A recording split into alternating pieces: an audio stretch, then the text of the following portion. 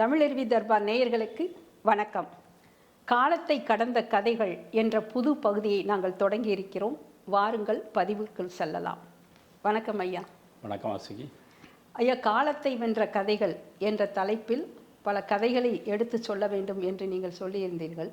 இன்றைக்கு தமிழ் சார்ந்த கதைகளை சொல்லப் போகிறீர்களா, அல்லது உலகம் முழுவதும் உள்ள கதைகளை சொல்லப் போகிறீர்களா, அல்லது தமிழில் உள்ள சிறுகதைகளை மட்டும் சொல்லப் போகிறீர்களா, புதினங்களையும் சொல்லப் போகிறீர்களா? இல்லை, முதலில் சிறுகதைகளை பற்றி தான் நாம் பேசப் போகிறோம்.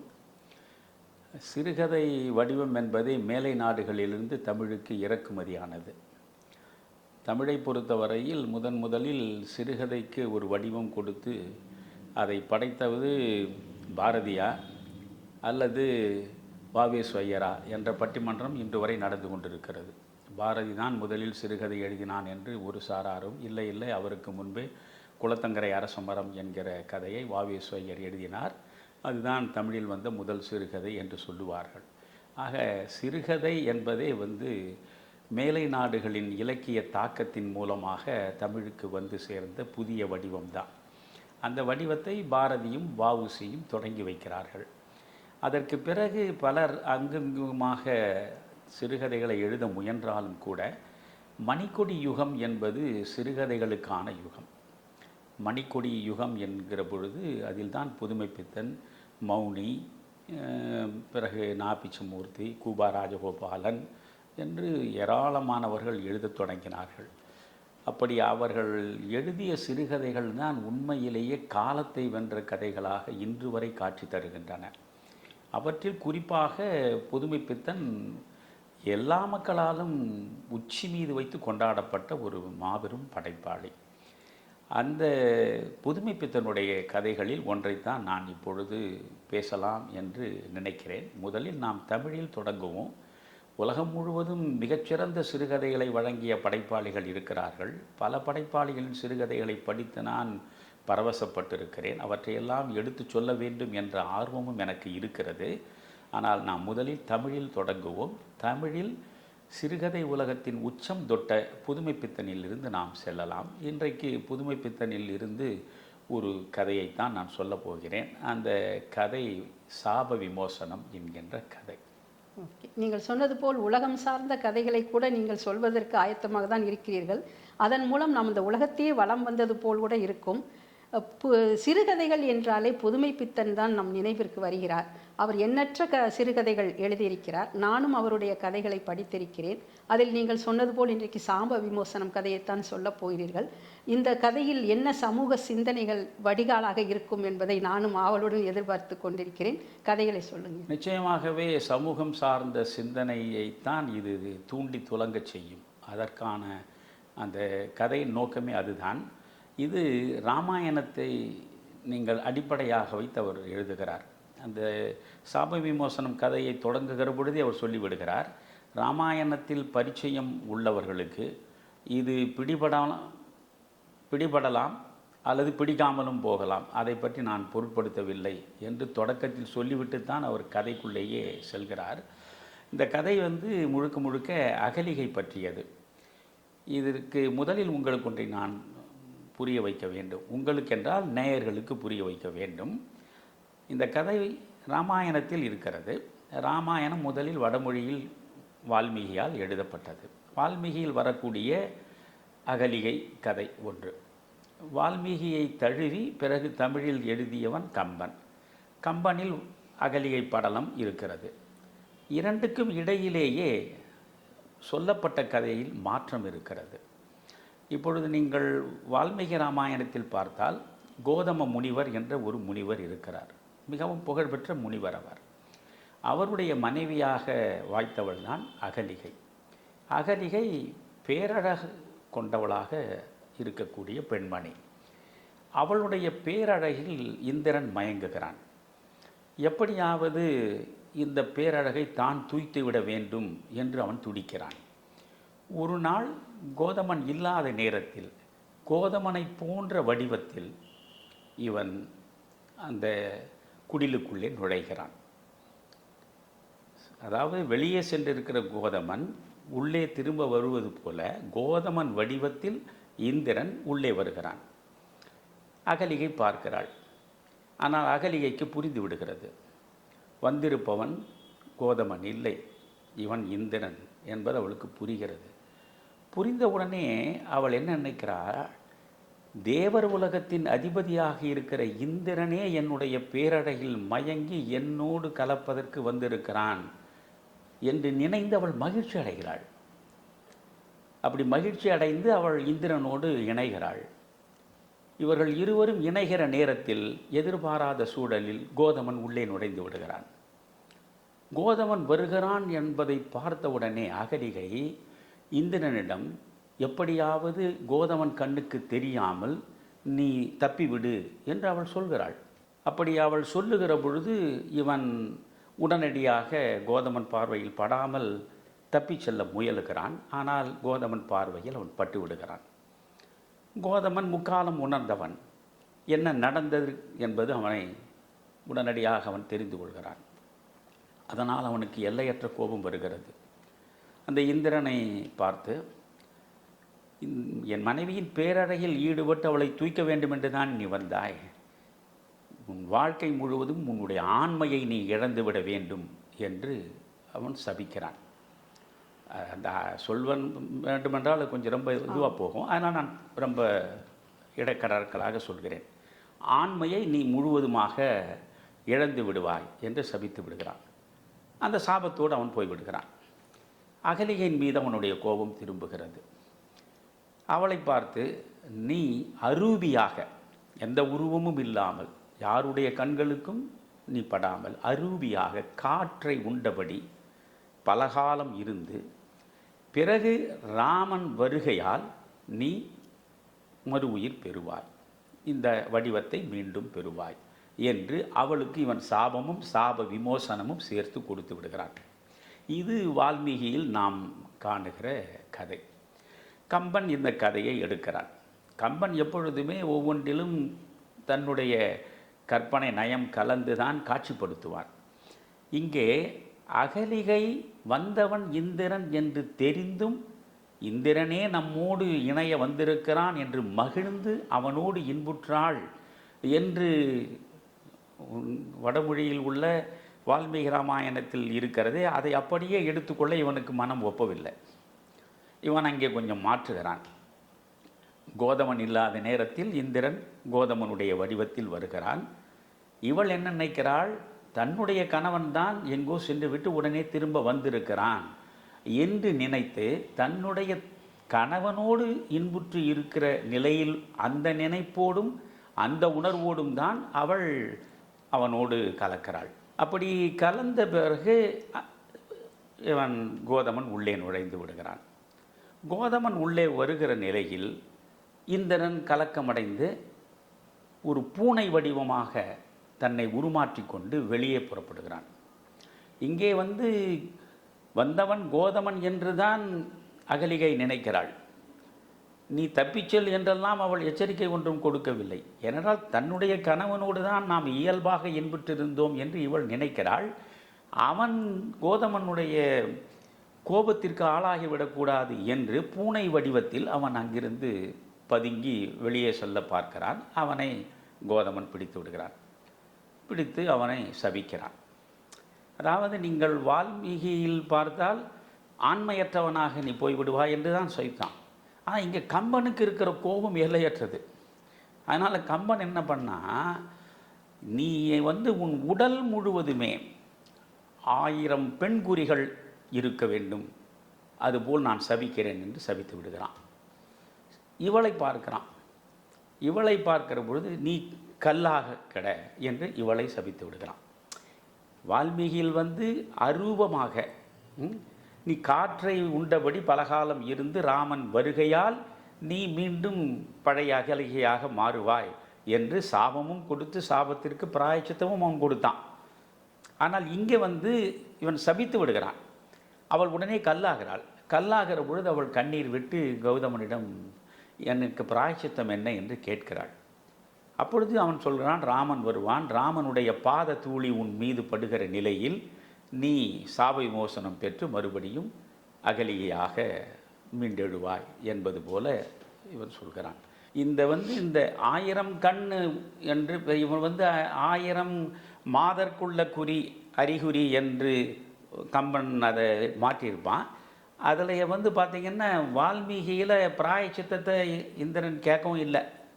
பாவத்திற்கு எனக்கு என்ன விமோசனம்னு கேட்கலாம். சபிச்சவனே போயிட்டான். இங்கே பிரம்மன் தேவர்களோடு இப்படி ஒரு சாபத்தை இந்திரனுக்கு நீங்கள் வழங்கி விட்டீர்களே, அதற்கு ஒரு மாற்று ஏதாவது ஒன்று நீங்கள் செய்ய வேண்டும், ஒரு பிராயச்சித்தத்தை வழங்க வேண்டும் என்று கேட்கிற பொழுது கொஞ்சம் கருணை வயப்பட்டு கோதமன் என்ன சொல்கிறான், சரி அவன் உடம்பில் இருக்கக்கூடிய அந்த அறிகுறிகள் மற்றவர் பார்வையில் கண்களாக தெரியும் என்று சொன்னான். அதுதான் இப்போ நீங்கள் திருமுருகாற்றுப்படையை நீங்கள் படித்து பார்த்தீங்கன்னா 110 அடக்கிய நாட்டத்து என்று ஒரு வரி இருக்கும். நக்கீரன் எழுதியிருப்பான். 110 100 × 10 1000. நாட்டம் என்றால் கண், 1000 கண் என்று அதற்கு நச்சினார்க்கினியர் உரையும் எழுதி விளக்கி இருக்கிறார். ஆக 1000 கண்ணோன் இந்திரன் என்பது திருமுருகாற்றுப்படையில் இருக்கிறது. 1000 கண்ணோன் அருங்கலம் செப்ப என்று சிலப்பதிகாரமும் பேசுகிறது. ஆக இந்திரன் 1000 கண்ணோடு இருந்தான் என்று ஏற்கனவே கம்பனுக்கு முன்னாலேயே திருமுருகாற்றுப்படையில் பேசப்பட்டிருக்கிறது, சிலப்பதிகாரத்தில் பேசப்பட்டிருக்கிறது. அதைவிட முக்கியமானது, இங்கே பூனை வடிவத்தில் இவன் போனான் என்று வான்மீகத்தில் கிடையாது. கம்பன் தான் இவன் பூனையாக உருமாறி தப்பிக்க முயன்றான் என்று சொல்கிறான். அது எப்படின்னு நீங்கள் பார்த்தீங்கன்னா பரிபாடலில் இது பேசப்படுகிறது. திருப்பரங்குன்றத்தில் உள்ள கோயில், முருகன் கோயிலில் இப்பொழுதும் அந்த சுவரில் இது சித்திரமாக அமைக்கப்பட்டிருக்கிறது. அந்த சித்திரமாக அமைக்கப்பட்டிருப்பதை நீங்கள் பரிபாடல் செய்தியாக நமக்கு கொண்டு சேர்க்கிறது. திருப்பரங்குன்றம் கோயில் சுவரில் இருக்கக்கூடிய சித்திரம் பற்றிய செய்தியை பரிபாடல் பேசுகிறது. பரிபாடலில் நீங்கள் பார்த்தால் இந்த அகலிகை பற்றிய அந்த சம்பவம் இந்த சித்திர செய்தியாக காட்சி தருகிறது. இந்திரன் பூசை, பூசை என்றால் பூனை, இந்திரன் பூசை, இவள் அகலிகை, இவன் சென்ற கோதமன், சினன் உற கல்குரு ஒன்றிய படியிது என்ற பரிபாடல் பாடல். இந்த பரிபாடல் என்பது கம்பன் காலத்திற்கு முற்பட்டது. அது கடைச்சங்க காலத்தில் அமைந்த இலக்கியம் அது. எனவே பரிபாடல் சங்க காலத்தின் பிற்பட்ட காலத்தில் வந்தது. கம்பராமாயணம் ரொம்ப பிற்பட்டது. எனவே கம்பன் இதிலிருந்து அந்த பூனையை எடுத்திருக்கலாம். 1000 கண்ணோன் என்ற ஒன்றையும் இந்த பரிபாடலில் வரக்கூடிய பூனை வடிவத்தில் போனான் என்கின்ற ஒன்றையும் சேர்த்து இவன் இங்கே தன்னுடைய கற்பனை கலந்து இப்படி இந்த கதையை கொண்டு போகிறான். இதுதான் கதை. அகலிகையை வான்மீகம் படி அகலிகை தெரிந்தே தன்னளவில் இந்திரனுக்கு உடன்பட்டே அவள் இன்புற்றாள் என்பது. கம்பனில் அவளுக்கு வந்தவன் தன்னுடைய கணவன் என்று தான் நினைச்சாள். அவள் இந்திரன் என்று அவளுக்கு தெரியாது. கணவனோடு இருப்பது போல அவள் பாவித்து கணவனோடு இருப்பதாக நினைத்து தான் அவள் இன்புற்றாள். எனவே அவள் மீது பழி சொல்வதற்கு ஒன்றுமே இல்லை. அதனால் அவளை ஆனாலும் இவன் கல்லாக்கிட்டான். இதை அடிப்படையாக வைத்து கொண்டார். இப்போ புதுமைப்பித்தன் கதைக்குள்ளே போகலாமா? போகலாங்க. இங்கேருந்து தான் சாப விமோசனம். அற்புதமான கதை. அவர் சொன்ன அந்த வரிசைப்படி அந்த கதையை நான் உங்களுக்கு சொல்கிறேன் நேயர்களுக்கு. சாலையில் ஒரு கற்சிலை இருக்கிறது. அந்த கற்சிலை பார்ப்பவர் அனைவரும் அப்படியே பரவசப்படக்கூடிய நிலையில் பேரழகின் வடிவமாக இருக்கிறது. ஒரு மிகச்சிறந்த கலைஞன் தன் கற்பனா சக்தி முழுவதையும் கொண்டு படைத்த ஒரு சிலையாக அது காட்சி தருகிறது.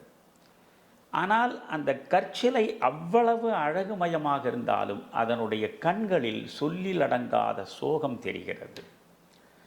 அந்த கற்சிலையாக இருப்பதை அதை ரொம்ப அழகாக புதுமைப்பித்தன் அறிமுகப்படுத்துவார். இது சிற்பியினுடைய கற்பனையில் விளைந்த சிலை அல்ல, இது சாபத்தினால் விளைந்தது. சாபத்தினால் விளைந்த இந்த சிலையாக நிற்பவள் தான் அகலிகை. என்று அகலிகை அறிமுகப்படுத்துகிறார். இந்த அகலிகை சிலையாக நிற்கிறாள். அதற்கு கொஞ்சம் பக்கத்தில் இந்த கரையான் புற்று இருக்கிறது. அந்த கரையான் புற்றின் நடுவில் அவளை மணந்த முனிவர் கோதமன் நிஷ்டையில் இருப்பது போல அங்கே காட்சி இருக்கிறது. இவர்களுக்கு பின்னாலே இவர்கள் இருவரும் சேர்ந்து வாழ்ந்த குடில், இது பல்லூழி காலமாக இவர்கள் இந்த நிலையில் இருக்கிறார்கள். சபிக்கப்பட்டு கற்சிலையாக அகலிகையும் பக்கத்தில் கரையான் புற்றில் நிஷ்டையில் கோதமனும் ஊழிக்காலங்கள் தொடர்ந்து அதே நிலையில் இருக்கிறார்கள். ஆனால் அவர்கள் சேர்ந்து வாழ்ந்த அந்த குடில் இவர்களுக்கு பின்னாலே சிதிலமடைந்து சரிந்து விழுந்து கிடக்கிறது.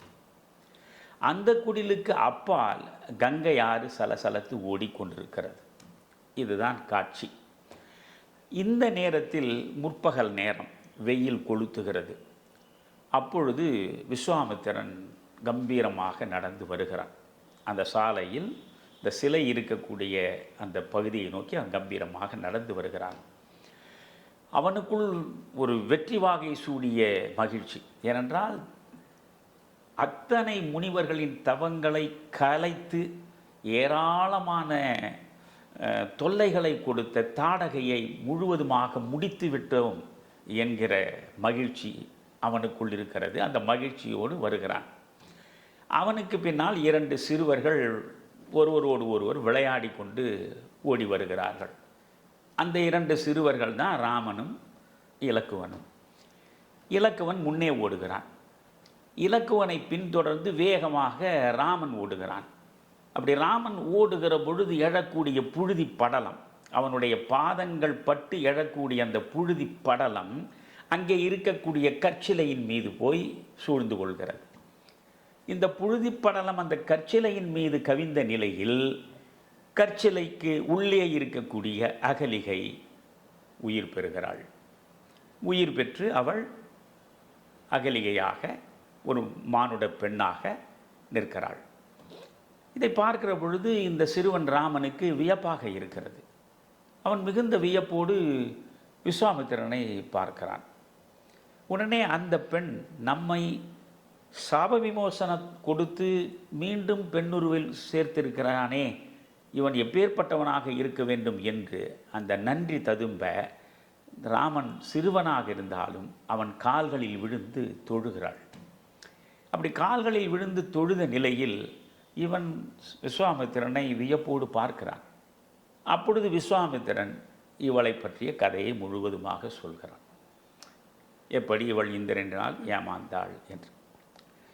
அப்படி அவன் சொல்லி கொண்டிருந்த நிலையில் இந்த கரையான் புற்றிலே நிஷ்டையில் இருந்த கோதமன் நிஷ்டை கலைந்து அவனும் எழுந்து வருகிறான். வந்த பிறகு அவன் ராமன் அகலிகையை பார்க்கிறான். சிந்தையில் எந்த பாவத்தையும் நினைந்து செய்யாத ஒரு பெண்ணுக்கு இப்படி ஒரு தண்டனை தந்திருக்கக்கூடாது. அகத்தளவில் அவள் தூய்மையானவள். அவள் இந்திரனுடைய மாய வலைக்கு உள்ளே சிக்கி அவள் உடம்பு மாசுபட்டிருக்கிறது. அதுதான் மிக முக்கியம். புதுமை பித்தன் சொல்வதே அதுதான். அவளுடைய உடல் மாசுபட்டது, ஆனால் அவள் உள்ளம் தூய்மையானது. நீங்கள் உள்ளம் கலந்து உடல் இன்பம் பெற்றிருந்தால்தான் அது பாவத்திற்குரியது. ஆனால் இங்கே அவளுடைய உள்ளம் கலக்கவில்லை. அதனால் அந்த உள்ளம் தூய்மையாக இருக்கிறது. உடம்பு மாசுபட்டது, அதுவும் இந்திரனுடைய மாய லீலையால் மாசுபட்டது. அதனால் இவள் எந்த பாவமும் இல்லாதவள். இவளுக்கு இப்படி ஒரு சாபத்தை நீ வழங்கி இருக்கக்கூடாது. இவள் தாய்க்கு நிகரானவள் என்று சொல்லி ராமன் அகலிகையின் கால்களில் விழுந்து வணங்குகிறான். அதற்கு பிறகு விஸ்வாமித்திரன் இவனை பார்த்து, கோதமனை பார்த்து சொல்கிறான், அவள் குற்றமற்றவள், நெஞ்சத்தால் எந்த பிழையும் செய்யாதவள். எனவே நெஞ்சத்தால் எந்த பிழையும் செய்யாதவள், அவளுடைய செய்கை பாவத்தின் பக்கம் போய் சேர முடியாது. நீ அவளை ஏற்று மறுபடியும் இணைந்து வாழ வேண்டும் என்று விஸ்வாமித்திரன் சொல்கிறான். சொல்லிவிட்டு விஸ்வாமித்திரனும் ராமனும் இலக்குவனும் மிதிலை நோக்கி சென்று விடுகிறார்கள். இப்பொழுது இந்த கோதமன் இவளை பார்க்கிறான். அதாவது வாசுகி, இந்த கதையை நான் சொல்வது என்பது பெரிதல்ல. புதுமைப்பித்தனுடைய மொழி வளம், அவனுடைய மொழி ஆளுமை, அந்த நடை, சொல்லும் விதம் அவ்வளவு அற்புதமாக இருக்கும். ஒவ்வொரு வார்த்தையுமே அவ்வளவு அற்புதமான, அது என்ன சொல்கிறது, அது ஒரு ரசவாதம். அப்படி ஒரு ரசவாதத்தை புதுமைப்பித்தன் இதில் செய்திருக்கிறான். இவன் பார்க்குறான் அவளை. பார்க்கிற பொழுது இப்படி உண்மை அவனுக்கு புரிகிறது. நாம் வீணாக உணர்வு வயப்பட்ட நிலையில் இவளை கல்லாய் சமைத்து விட்டோமே, நாம் செய்ததுதான் குற்றம் என்று இவன் நினைக்கிறான். நினைந்து அன்பு ததும்ப அவளை பார்த்து, என்ன வேண்டும் உனக்கு என்கிறான். அவள் வாய் திறந்து, பசிக்கிறது எனக்கு என்றாள். உடனே இவன் ஓடோடி சென்று சோலையிலே இருந்து கனிகளையெல்லாம் கொய்து கொண்டு வந்து அவளிடம் கொடுத்து அவள் பசியாற்றுகிறான். அவளை மனமுடித்த முதல் நாள் அவளிடம் எப்படி இவன் மனம் நெகிழ்ந்த நிலையில் அவளோடு இருந்தானோ அதே நிலையில் இன்றைய பொழுதில் அவளோடு அவன் இருக்கிறான். அவளுக்கு அவன் அந்த கனிகளை கொடுத்து பசியாற்றுகிறான். பிறகு இருவரும் அந்த இல்லற வாழ்வு என்பது இருவரும் கணவன் மனைவியாக இந்த வாழ்வு தொடர்கிறது. தொடர்ந்தாலும் இருவருக்கும் இடையே மனத்தடை ஒரு மாயத்திரையாய் மூடி கிடக்கிறது. இவனுக்கு இனி மனைவியாக இருப்பதற்கு நான் தகுதி உள்ளவள் தானா என்று இவள் சிந்திக்கிறாள். இப்படி அவசரப்பட்டு சபித்து மிக மோசமாக நடந்து கொண்டோமே, நாம் இவளுக்கு கணவனாக இனியும் இருப்பது தகுதி உள்ள செயல்தானா, நமக்கு அந்த தகுதி இருக்கிறதா என்று இவன் ஒரு பக்கம் சிந்திக்கிறான். இப்படி இருவரும் சிந்தித்து இவர்களுக்கிடையே அந்த காலம் ஓடுகிற நிலையில் அவள் சொல்கிறாள், மனித சஞ்சாரமே இல்லாத ஒரு பகுதியில் நாம் இருக்கிறோம். ஏனென்றால் அவளுக்கு உள்ளே அந்த வலி இருக்கிறது. மனம் கல்லாகவில்லை, கல்லாகாத மனம் மனித மனம். எனவே அந்த மனித மனத்துக்கு உள்ளே இருக்கக்கூடிய அந்த சுய பிரஜை, அந்த சுய பிரஜையிலிருந்து அவளால் விடுபட முடியவில்லை. அதனால் அவளுக்கு யாரை பார்த்தாலும், எந்த ஆண்மகனை பார்த்தாலும் மாய நாடகம் நடத்திய இந்திரனைப் போலவே தான் காட்சி தருகிறார்கள். அது அவளுக்கு மிகப்பெரிய கொடுமையாக இருக்கிறது. அதனால் மனித வாடையே இல்லாமல் ஒரு இடத்தில் நாம் போகலாம். ராமன் இருக்கக்கூடிய அந்த அயோத்தி, அந்த அயோத்திக்கு பக்கத்தில் ஓடுகிற சரையு நதி, அந்த சரையு நதிக்கு பக்கத்தில் நாம் ஒரு குடில் அமைத்து அங்கே இருக்கலாம் என்கிறாள். இங்கே நீங்கள் ஒன்றை பார்க்க வேண்டும். இந்த சாப விமோசனத்திலிருந்து இவள் விடுபட்ட பிறகு அவள் எதை சொல்கிறாளோ அதுதான் இவனுக்கு வேதம். மறுவார்த்தையே இவன் பேசுவதில்லை. அதற்கென்ன நாம் போகலாம் என்றான். இருவரும் அந்த சரையு நதி கரை ஓரத்தில் போய் ஒரு குடிலை கோதமன் அமைக்கிறான். அமைத்து இருவரும் அங்கே இருக்கிறார்கள். அந்த நேரத்தில் பல முனிவர்கள் வருகிறார்கள். மரீசி என்கிற முனிவர் வருகிறார், ததிசி என்கிற முனிவர் வருகிறார், மாதங்கர் என்கிற முனிவர் வருகிறார். இப்படி பல முனிவர்கள். என்றால் கோதமனே மாபெரும் புகழ்பெற்ற முனிவன். எனவே அவரை பார்த்து அவரோடு பேசி அவரோடு உறவாடி சிறிது நேரம் இருந்து ஒவ்வொரு முனிவராக விடைபெற்று செல்லுகிற நிலையில் இவளுக்கு அவர்களை வரவேற்று உபசரிக்கக்கூடிய அளவுக்கு மனோநிலை இல்லை. அவள் மனம் கூம்பி கிடக்கிறது, உள்ளம் முழுவதும் வெதும்பி கிடக்கிறது. தன் இயல்பை அவள் இழந்து விடுகிறாள். தன் இயல்பை இழந்த நிலையிலே தான் அவள் ஒரு சிலை போல அவர்களை வரவேற்பதும் உபசரிப்பதும் வழி அனுப்புவதுமாக இருக்கிறாள். காலம் ஓடுகிறது. இந்த நிலையில் ராமனும் சீதையும் அவர்கள் மனமுடித்து அயோத்திக்கு வந்த பிறகு அவர்கள் அடிக்கடி கோதம ரிஷியினுடைய ஆசிரமத்திற்கு வருகிறார்கள். இந்த அகலிகையோடு சீதை ரொம்ப நெஞ்சுக்கு நெருக்கமாக பழகத் தொடங்குகிறாள். அவளுக்கு கிடைக்கக்கூடிய ஒரே ஆறுதல் சீதையினுடைய அரவணைப்பும் சீதை காட்டுகிற அன்பும் தான். அந்த அன்பில் அவள் நெகிழ்ந்து விடுகிறாள். திரும்ப திரும்ப அவர்கள் நம்மிடம் இருக்க வேண்டும் என்பது போல ஒரு தாகமும் தவிப்பும் அகலிகை உள்ளத்தில் எழுந்து கொண்டே இருக்கிறது. அவர்களும் அடிக்கடி வருகிறார்கள். அவன் கோதமனோடு பேசி கொண்டிருப்பான் ராமன். சீதை அகலிகையோடு அளவலாவிக் கொண்டிருப்பாள். ஒரு நாள் சீதை அகலிகையிடம் சொல்கிறாள், ராமனுக்கு பட்டாபிஷேகம் நடக்கப் போகிறது, நீங்கள் கோதமரோடு பட்டாபிஷேகத்திற்கு நீங்கள் வர வேண்டும் என்று அன்பழைப்பு கொடுக்கிறாள். எந்த இடத்திற்கும் செல்லாதவள், எந்த மனிதரையும் பார்க்க விரும்பாதவள், ஆனாலும் ராமனும் சீதையும் அழைக்கிற பொழுது அந்த பட்டாபிஷேகத்தில் நாம் போய் கலந்து கொள்ள வேண்டும் என்று அவளும் முடிவெடுக்கிறாள். அப்படி முடிவெடுத்து கோதமனும் இவளும் புறப்படுவதாக இருந்த நிலையில்தான் உணர்வு சுழியில் அனைத்துமே மாறிவிடுகின்றன. கைகேயினுடைய உணர்வு சுழி இருக்கிறதே, அந்த சுழிக்குள் சிக்கி பல்வேறு மாற்றங்கள் நிகழ்கின்றன. ராமன் காட்டுக்கு போகிறான், அவன் பின்னாலே சீதை போனாள், அவர்களுக்கு பின்னாலே இலக்குவன் போனான். பட்டாபிஷேகம் நடக்கவில்லை. அயோத்தி முழுவதும் மக்கள் கண்ணீர் ததும்ப சோகத்திற்கு உள்ளாகி இருக்கிறார்கள். இவற்றையெல்லாம் அறிகிற பொழுது அவள் ஏற்கனவே யாரையும் சந்திக்கவும் அவள் விரும்பவில்லை, யாரையும் பார்க்கவும் அவள் விரும்பவில்லை. ஆனால் சீதை ராமன் இருவருடைய பட்டாபிஷேகத்தை பார்ப்பது என்று தான் முடிவெடுத்திருந்தாள். அதுவும் இல்லாமற் போனது என்கிற நிலையில் அவளுக்கு இன்னும் வலி கூடுகிறது. அப்பொழுது கோதமனிடம் சொல்கிறாள், இனி இங்கே இருக்க எனக்கு விருப்பம் இல்லை, நாம் மிதிலைக்கு செல்லலாமா என்கிறாள். மிதிலை சீதை பிறந்த இடம், மிதிலைக்கு செல்லலாமா என்கிறாள். ஓ, செல்லலாமே. ஏனென்றால் இவர்களுடைய மகன் சதானந்தன் அவன் முனிவனாகிவிட்டான். அவன் அங்கே ஜனகனுடைய அவையிலே தான் அவன் இருக்கிறான். ஆம், நம்முடைய மகன் சதானந்தனை பார்த்தும் நீண்ட காலம் ஆகிறது, நாம் போகலாம் என்கிறான். இவர்கள் 2 பேரும் இங்கிருந்து மிதிலை நோக்கி போகிறார்கள்.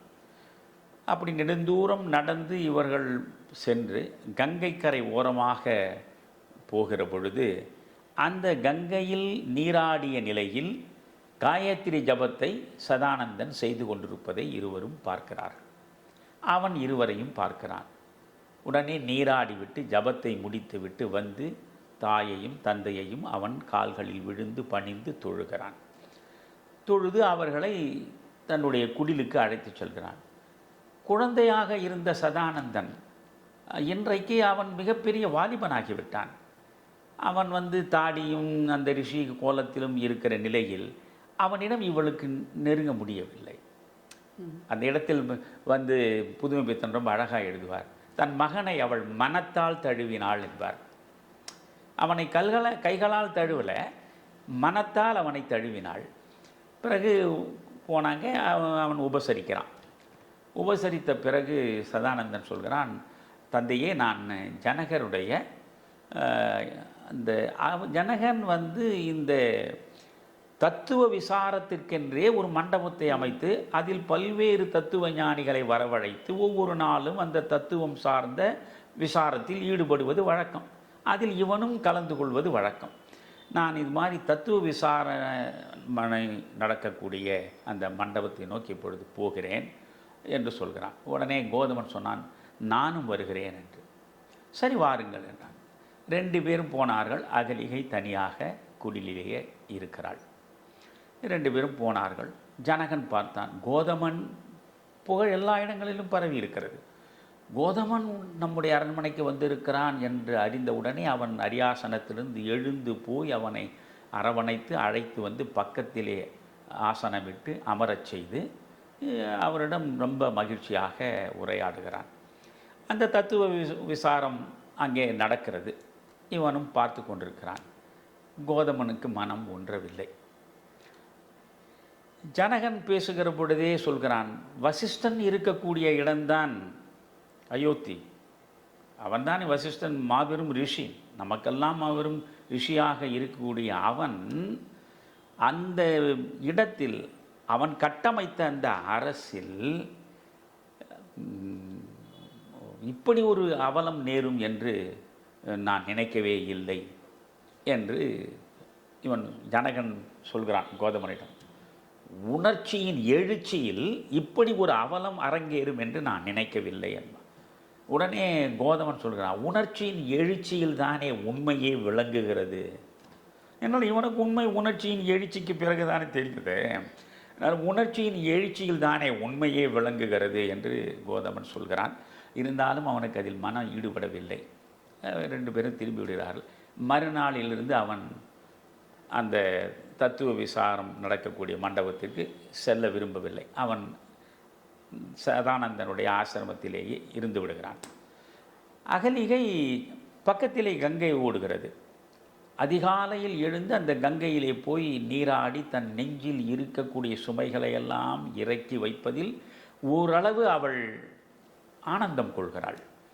2 நாள் தான் அப்படி அவள் போய் மகிழ்ச்சியாக நீராடி விட்டு திரும்பினாள். 3ஆவது நாள் அவள் போய் நீராடி விட்டு திரும்புகிறாள். அவள் திரும்புகிற பொழுது சில ரிஷி பத்தினிகள் அவர்களெல்லாம் ஒன்றாக சேர்ந்து வருகிறார்கள். இவளை பார்த்த உடனே ஏதோ தீண்டத்தகாத ஒருத்தியை பார்த்து விட்டது போல வெகு தூரம் விலகி அவர்கள் செல்லுகிறார்கள். செல்லுகிற பொழுது ஒருத்தி சொல்கிறாள், யார் தெரிகிறதா? அகலிகை என்று ஏளனமும் வெறுப்பும் கலந்த நிலையில் அவள் சொன்னது, இவள் கோதமன் சபித்த நேரத்தில் எந்த அளவுக்கு அவளுடைய மனம் பாதிக்கப்பட்டதோ அதைவிட பல மடங்கு இப்பொழுது அவளுக்கு வலியும் வேதனையும் எழுகிறது. அப்பொழுது அவள் நினைத்து பார்ப்பாள். அது அந்த இடத்துல புதுமை பித்தன் ரொம்ப அழகாக எழுதுவார். சாபத்திற்கு விமோசனம் உண்டு, பாவத்திற்கு விமோசனமே இல்லையா அப்படின்னு அவர் பேசுவார். தெய்வமே, சாபத்திற்கு விமோசனம் உண்டு, பாவத்திற்கு விமோசனமே இல்லையா? கடைசி வரை இந்த பாவத்தை நான் சுமந்து கொண்டு தான் இருக்க வேண்டுமா? அதற்கு பிறகு அவளுக்கு அங்கே இருக்க நாட்டம் இல்லை. வருகிறாள். வந்தபொழுது இவன் சதானந்தன் சொல்கிறான், அத்திரி முனிவர் வந்தார், ஜனகனை சந்தித்தார், அவர் அகத்தியரை பார்த்து விட்டு வந்தார். அகத்தியரை ராமனும் சீதையும் கூட போய் பார்த்திருக்கிறார்கள். ராமனும் சீதையும் அகத்தியரை பார்த்த பொழுது நீங்கள் பஞ்சவடியிலே இருப்பது தான் உங்களுக்கு பாதுகாப்பானது என்று சொன்னார். இப்பொழுது ராமனும் சீதையும் பஞ்சவடியில் இருப்பதாக கேள்வி என்று இவன் சொல்கிறான் சதானந்தன். அதற்கு பிறகு இவள் கோதமனிடம் சொல்கிறாள், எனக்கு இங்கு இருக்க விருப்பம் இல்லை, நாமும் அப்படியே க்ஷேத்திராடனம் போகலாமே, தல யாத்திரை போகலாமே என்று சொன்னதும் அதுவும் சரிதான் என்று புறப்பட்டு விடுகிறான். அவள் சொன்ன அந்த கணமே புறப்படுகிறான். ஏன்னா இப்பொழுதே வா என்று மகன் கேட்கிறான். எப்பொழுதானால் என்ன என்று உடனே கோதமன் அவளோடு புறப்பட்டு விடுகிறான். 14 ஆண்டுகளுக்கு பிறகுதான் ராமன் திரும்பி வருவான் என்பது கைகை கேட்ட வரம் இல்லையா? அதனால் இந்த 14 ஆண்டுகள் 2 பேரும் எத்தனையோ புனித யாத்திரை நடத்தி பல்வேறு கோயில்களுக்கு சென்று பல்வேறு குளங்களில் மூழ்கி பல்வேறு க்ஷேத்திரங்களை தரிசனம் செய்து அதற்கு பிறகு ராமனும் சீதையும் இப்பொழுது அயோத்தியில் மறுபடியும் வரப்போகிறார்களே என்பதற்காக அந்த 14 ஆண்டு முடிவில் இவர்கள் 2 பேரும் வருகிறார்கள். வந்து அதே சரையு நதி பக்கத்தில் முன்பு இருந்த குடில் இப்பொழுது கொஞ்சம் சரிந்து கிடக்கிறது. 14 ஆண்டுகள் எப்படி கிடக்கும்? அதையெல்லாம் கோதமன் சீர்படுத்துகிறான். சீர்படுத்தி அங்கே இவர்கள் காத்திருக்கிறார்கள். ராமன் வருவான், ராமனும் சீதையும் அயோத்திக்கு வந்துவிட்ட பிறகு நிச்சயம் நம்மை பார்ப்பதற்கு இருவரும் வருவார்கள் என்று ஆர்வத்தோடு இவர்கள் இருக்கிறார்கள். அப்போ ஒரு நாள் இவள் சரையு நதியில் போய் குளித்து விட்டு அகலிகை வருகிறாள். வரும்பொழுது எதிரே கைகேயியை பார்க்கிறாள். கைகேயி விதவை கோலத்தில் நிற்கிறாள். அவள் கண்ணீர் விட்டு, பரதன் என்னை புறக்கணித்து விட்டான், பரதனுடைய மனதில் எனக்கென்று ஒரு இடமே இல்லாமற் போய்விட்டது என்று கலங்கி அவள் பேசுகிற அந்த நிலையை பார்த்து, ஐயோ, நாம் நினைத்த கைகேயி ஒருத்தி, இன்று நாம் பார்க்கக்கூடிய கைகேயி வேறொருத்தியாக இருக்கிறாளே என்று அவளை தழுவி அவளுக்கு ஆறுதல் அளிக்கிறாள். இல்லை, ராமன் இன்னும் வரவில்லை, 40 நாழிகைக்குள் ராமன் வரவில்லை என்றால் நான் நெருப்பில் விழுந்து விடுவேன் என்று சொல்லி அவன் தீ மூட்டி வலம் வந்து கொண்டிருக்கிறான் என்று அவள் அழுகிறாள். என்ன நிகழுமோ என்று நினைக்கக்கூடிய நேரத்தில் நல்லதே நடக்கிறது. ராமன் வந்து விடுகிறான். இப்பொழுது ராமன் வந்து விட்டான், சீதையோடு நம்மை நோக்கி வரப்போகிறார்கள் என்று ஆர்வமாக காத்திருக்கிறார்கள். ஒரு நாள் இருவரும் வருகிறார். அந்த இடத்தை நீங்கள் படிக்கணும். சீதையும் ராமனும் வருகிறார். ராமனை அழைத்து கொண்டு கோதமன் அப்படியே வெளியே போகலாம் பேசிக்கொண்டே என்று அழைத்து கொண்டு போனான். சீதை அகலிகையின் பக்கத்தில் வந்து அமர்ந்தாள். நீங்கள் வனவாசம் செய்தீர்களே, இந்த வனவாசத்தின் அனுபவங்களை எல்லாம் எனக்கு சொல் என்று அகலிகை கேட்கிறாள். இவள் வனவாசத்தின் மொத்த அனுபவங்களையும் சொல்லிவிட்டு அக்னி பிரவேசம் பற்றி அவள் குறிப்பிடுகிறாள். அக்னி பிரவேசம் நடந்தது. உடனே அவள் கேட்கிறாள், அந்த இடம் அழகு. அவள் கேட்கிறாள், தீ குளிக்க வேண்டும் என்று அவர் கேட்டாரா, அவர் சொன்னார் என்பதற்காக நீ செய்தாயா என்று அவள் பதட்டத்தோடு கேட்பாள். உடனே விட்டுறாள், அவர் சொன்னால் நாம் செய்ய வேண்டியது தானே என்று இவள் பதில் சொல்கிறாள். அடுத்த வரி, அவன் கேட்டானா, முதலில் ராமனை எப்படி சொன்னா, அவர் கேட்டாரா, அவர் கேட்டதனால் அப்படியே நீ செய்தாயா என்று கேட்கிறாள். இப்பொழுது ஆமாம், அவர் சொன்னால் நாம் செய்ய வேண்டியது தானே, அவர் சொன்னார் நான் தீ குளித்தேன் என்று. அவன் கேட்டானா, மரியாதை குறைந்து விட்டு அப்படியா, அவ்வளவு கடுமையான சீற்றத்தோடு பெருங்குரல் எழுப்பி அவன் கேட்டானா. அகலிகைக்கு ஒரு நீதி, ராமனுக்கு ஒரு நீதியா என்று கேட்டார். இதுதான் வந்து கதை. அகலிகைக்கு ஒரு நீதி, ராமனுக்கு ஒரு நீதியா என்று அவள் பொங்குகிறாள். அதற்கு பிறகு அவளால் ஒன்றும் பேச முடியவில்லை. இதற்குள்ள ராமனும் கோதமனும் வருகிறார்கள். சீதையிடம் எதுவுமே பேசாமல் மனக்கொதிப்போடு இவள் மௌனமாக இருக்கிறாள் அகலிகை. அது வந்த பிறகு இவன் புறப்படுவதற்கு தயாராகிறான். சீதை புறப்படுவது எழுந்தால் அகலிகை வெளியே வந்து வழி அனுப்பவில்லை. எழுந்ததுமே வெளியே வந்து வழி அனுப்பவில்லை. அது ராமனை சுடுகிறது. இந்த தீ இப்பொழுது ராமனை சுட்டுவிட்டது. இந்த சீதையை சுட வேண்டிய நெருப்பு, சீதையை சுடுவதற்கு தானே அக்னி பிரவேசம். ஆனால் இப்பொழுது உண்மையில் இந்த அகலிகையின் புறக்கணிப்பு ராமனை சுட்டு விடுகிறது. அவன் சீதையோடு போய்விடுகிறான். இவள் வெளியேவும் வரவில்லை, வழி அனுப்பவும் இல்லை. இவள் இயல்பு நிலையிலேயே இல்லையே, என்ன செய்வது என்று புரியாமல் ஒரு மயங்கிய நிலையில் கோதமன் அப்படியே நிற்கிறான். பிறகு அவனுக்குள் மின்னல் பளிச்சிடுகிறது. பழையபடி நாம் இவளோடு உறவு கொண்டு நமக்கென்று ஒரு மழலையை ஈண்டெடுத்தா இவள் இயல்பான நிலைமைக்கு திரும்பி விடுவாள் என்று அவன் கருதுகிறான். கருதி உள்ளே போகிறான். உள்ளே போய் அவன் மிகுந்த ஆசையோடு அவளை தழுவுகிறான். அவளை தழுவுகிற பொழுதே அவள் மனம் கல்லாகி விடுகிறது. அவன் தழுவும்போது அங்கே நிற்பது அகலிகை அல்ல, அகலிகை வடிவத்தில் இருக்கிற சிலை, கற்சிலை. ஆக அகலிகை மீண்டும் கல்லானாள். ரொம்ப ரொம்ப அற்புதமான ஒரு கதையா. இந்த சாப விமோசனம் நானும் படித்தேன். நான் படித்து புரிந்து கொண்டதை விட நீங்கள் சுவாரஸ்யமாக அதை பலவித கோணங்களில் நீங்கள் எடுத்து சொன்னது ரொம்ப ரொம்ப அருமையாக இருக்குது. பொதுவாக இதிகாசங்களான அந்த ராமாயணம் மகாபாரதத்தில் ஆணாதிக்க சிந்தனைகள் தான் பரவலாக பேசப்பட்டிருக்கும். பெண்களை ஒரு கட்டுப்பட்ட சுதந்திரத்திற்குள் தான் காட்டியிருப்பார்கள். அந்த இதிகாசங்களில் ஒன்றான ராமாயணத்திலிருந்து அகலிகை என்ற ஒரு பாத்திரத்தை படைத்து ஒரு சம்பவத்தை பின்புலமாக வைத்து புதுமைப்பித்தன் அவர்கள் இவ்வளவு அழகாக ஒரு கதையை எழுதியிருப்பது மிகவும் வியப்பாக இருக்கிறது. இந்த கதை ஆணாதிக்கத்திற்கு ஒரு சம்மட்டி அடி போலவும் பெண்ணியக்கத்திற்கு குரல் கொடுப்பதாகவும் நான் பார்க்கிறேன். நிச்சயமா 2000 ஆண்டுகளுக்கு முன்னால் வந்த ராமாயணம் மகாபாரதத்தை இன்றளவும் மக்கள் விரும்பி படிக்கிறார்களோ, காலத்தை கடந்து அது எப்படி நிற்கிறதோ அதுபோன்று புதுமைப்பித்தனின் இந்த சாப விமோசனம் கதை கூட காலத்தை வென்று நின்றிருக்கும் என்பதில் எந்த ஐயமும் இல்லை ஐயா.